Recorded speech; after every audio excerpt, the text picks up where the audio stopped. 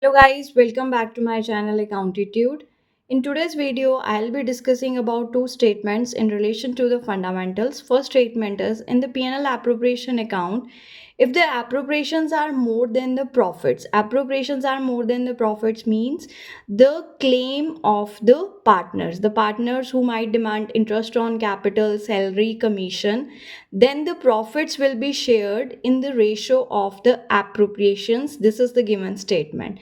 So, first of all, you should keep in mind that when the profits are less, then only that much profits can be distributed among the partners, not actual appropriations.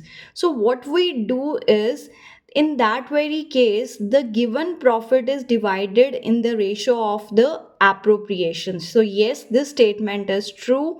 The claim of the partners, that is, their IOC, salary, and commission, would be added. What total will be there, that ratio would be used for the distribution of the profits. Okay, now the second statement is interest on capitals is always calculated at the closing balance. This statement is false because IOC is always calculated on the opening balance of the capital.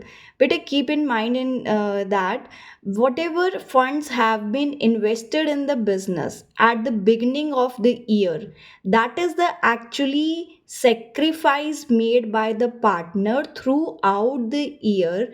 So IOC should always be calculated on the opening balance rather than on the closing balance. And if closing balance of capital is given, to reach out at the opening balance, what we do is from the closing balance we deduct the profits and add the drawings. Thank you, Accountitude. Like, share, and subscribe to my channel. Keep scoring.